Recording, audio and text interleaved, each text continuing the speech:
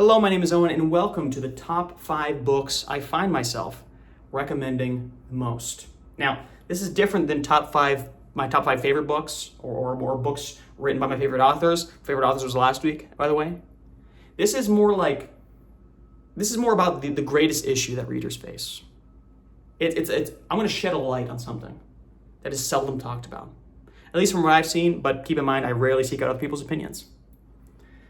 If you're a reader, and you're in the real world, people ask, what do you like to do in your free time? And you tell them reading, they're always going to ask, what kind of books do you like to read? Do you have any recommendations? Maybe they're a reader too, or they want to get into reading. Maybe they don't actually want to get into reading, they're trying to make a polite conversation. But what do you say, right? As someone who's deep in the fantasy genre, who reads a lot of niche fantasy books that not a lot of mainstream people have read, it's a nightmare to explain, especially if they have no interest in the genre that you like. So I find myself in conversations and everybody does this, right? Every conversation is a game of social chess because everyone's obsessed about something. Maybe it's not reading, maybe it's some other niche thing, right? And you're always trying to gauge how much of the thing that I really like should I reveal about myself in order to not seem like a complete freak. Do you ever have the situation where say you're really obsessed with Dungeons and Dragons, right? You play it all the time, you're obsessed with it. And someone brings it up in conversation, you're like, oh, really? I've heard of that. I think it's quite fun. I've played a couple times. You've played millions of times. You know exactly what they're talking about. You know far more than them. But you don't want to scare them away. You don't want to seem rude. So you keep it to yourself. You adopt a character of ignorance. And I am interested in that. And they're explaining something to you, or they get it wrong. And you're just like, oh, really? I didn't know that. You knew that. And you knew that they were wrong. Right? You don't want to be actually. You don't want to be that guy. So you gotta suppress. And that's what reading is, right? Especially if you're talking to another reader, because there's so many books. It's not like a TV show where it's what are you watching? Oh, I've heard of that. What's it on? Two voracious readers can spend their whole lives reading thousands of books and never intersect if they're on different sides. You know what I mean? You can't explain it. I can't go in, people are asking, what are you reading? I can't say that I'm in book 4 of a 10-book, 15,000-page series where its greatest strength is its themes of compassion, and I've already read it once, I'm reading it a second time. I can't tell people that. That's what this is for. This is why I created this.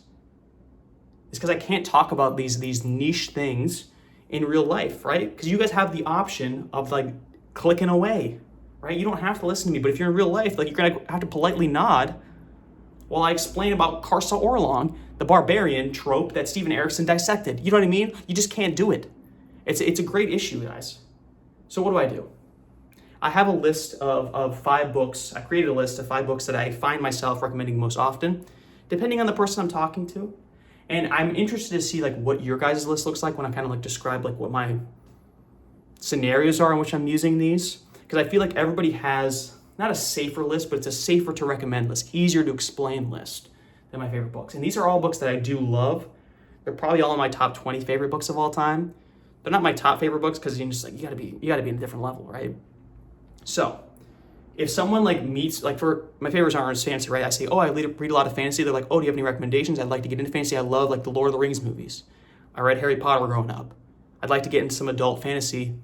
What do you got for me? The tried and true Brandon Sanderson, Mistborn, right? And the internet unanimously agrees, right? You Google this is how I found it. You Google it, it shows up for you.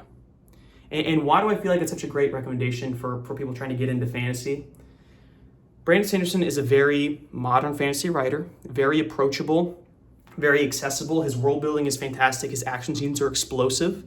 I think it's the closest translation you get to a really fun action movie or even a very fun fantasy movie translated into the book medium. Brandon Sanderson is perfect, especially Mistborn, which is one of his best books. And I don't present it as the trilogy or era 1 of you don't go into the details. You don't go, it's part of the wider Cosmere. There's no reason to do that, guys. Just say it's a book. It's a good, even as a trilogy, the first book is a very good standalone. You present them that. If they like it, they will fall down the rabbit hole on their own. And you give them more intense recommendations, scale them up the fantasy genre ladder, right?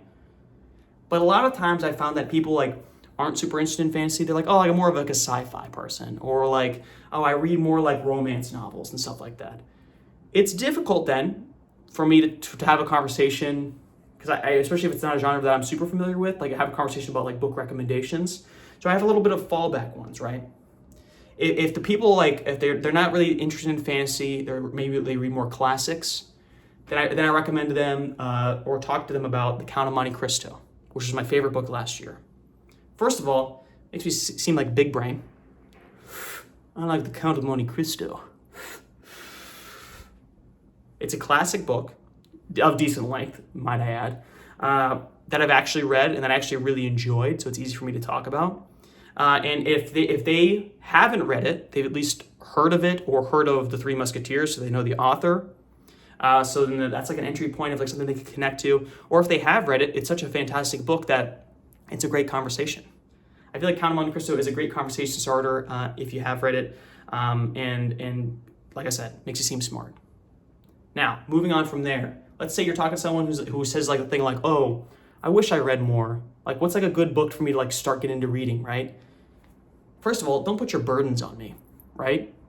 Because if I give you a book that you don't like and you never read again because of it, you're gonna put the blame on me. I don't need that kind of pressure in my life. However, if you do put that pressure on me, I'm gonna give you one book and one book only.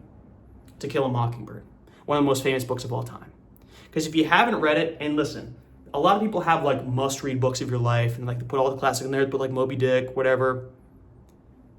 Of every book I read, To Kill a Mockingbird is the only book that I think like everybody should read, right? And it's like these other books, I think it's very accessible. Definitely more accessible than Count of Monte Cristo, which kind of has like the classic, like really slow writing style of like a lot of older books. Kill a Mockingbird is a little bit more modern, or a lot of it more modern than books like that. But it's a classic, it's wide-reaching, characters are relatable, and has a really, really great meaning and a great story. I feel like if I'm talking to someone who wants to get into reading and not a big reader, you can't go wrong with To Kill a Mockingbird. Because even if they don't like it, it's like, well, what's wrong with you? Because everybody else loves it, and you're the loser. You kind of put it back on them. So that's another go-to recommendation, even though it's kind of basic. And a lot of these books are very mainstream. I wonder why, because I'm talking to regular people in the mainstream life, okay? If I want to get into the weeds, then I come here. Now, what if they are a big reader, but they read a lot of like modern books, like the books that Barnes & Noble puts on like the very front of the store, right? The books where like the covers are pastel and all the cover art is people like doing generic poses, except they get rid of all their features, make them look like Slenderman. You guys know exactly what I'm talking about. And I despise this art style. They like remove their eyes and their nose, and like if they have a beard like me, they would just like draw the beard on. It's like their stick figure, like they're one step above stick figures. It's a horrible, lazy, stupid art style. But a lot of these modern books have it, and it's like pastel pink or pastel blue. And it's just like, the day I went to the ice cream store, sold 14 billion copies last week. I try my best to read the most popular books, as you guys know that. However, I just think lazy, I judge so many books by their covers, what I'm trying to say. However, they're popular for a reason. A lot of people read them, so they're more likely than not, if you're encountering a reader in the wild, they read these kind of books, right? What do I recommend for them? I'm not gonna match them at their level, because a lot of times I haven't read the books that they really like. You know, I dabbled in Colleen Hoover just so I'm like aware of it, have a conversation starting point and stuff like that. What I recommend to these people is A Man Called Ove by Frederick Bachman. Now, I had a huge Frederick Bachman kick like a year ago, where I read like so many of his books. Again, he's super accessible. I think he's funny. I think he's got a good like grasp on like the basics of humanity and like using like humor to describe like different personality types. I think it's very relatable in a lot of ways, but especially Man Called Ove has so much heart. And I think that's what a lot of people who read books like set in the modern day, that's what they're looking for. They're looking for like an everyday story that has heart and that makes them feel something. Frederick Bachman is great at that. And if they like that book, I follow that right back up with Beartown by Frederick Bachman as well. And that's a trilogy. I think Beartown is a fantastic book. I think the whole trilogy is very, very solid. So you get them there, you introduce them to the Beartown, and then you have 4 books in common right there. So I think it's one of my go-to people who like really like modern fantasy books. Like my mom reads a lot of like modern books. I recommended the book to her. Whether or not she read it, I don't think she did. but I recommended it at least. Then finally, my last one is I'm talking with someone who purely reads nonfiction. This is the most difficult for me. I don't read a super amount of nonfiction. I really only read historical nonfiction. So sometimes I'll do like Eric Larson books, like The Devil in White City. I talk about him a lot, one of my favorite authors. However, if I really, really am talking to someone who likes historical nonfiction, and I don't know how much I've talked about this book on the channel, guys, I recommend The Crusades by Thomas Asperge. One of the greatest historical nonfiction books of all time. I don't know if you guys know this about me. I really like the Crusades. Not necessarily like I support them, but that period of history is so fascinating to me and really got me into historical nonfiction, this specific book. I think it's fantastically written. It's a fascinating period of history, very comprehensive. And a lot of you guys know I've read a lot of like Dan Jones books, or I'm currently reading Dan Jones books. And he cited The Crusades by Thomas Asperge in the Plantagenets book that I read. Like, it's a very popular book, I believe, among like these historical nonfiction writers. And it really like sparked my interest for nonfiction as an entire genre, nonfiction, right? And it sparked my interest for like historical nonfiction written in an engaging, entertaining, story-like way. And it's very, very informative. And like it's just like it's like the most entertaining textbook about a specific period of time in history. It's such a fantastic book.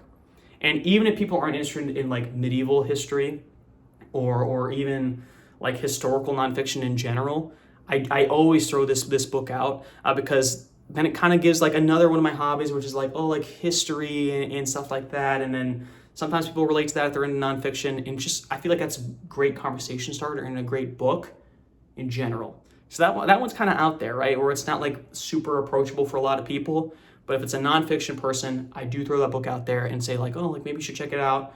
Maybe it'll get you into medieval history because it's something one of my interests, right?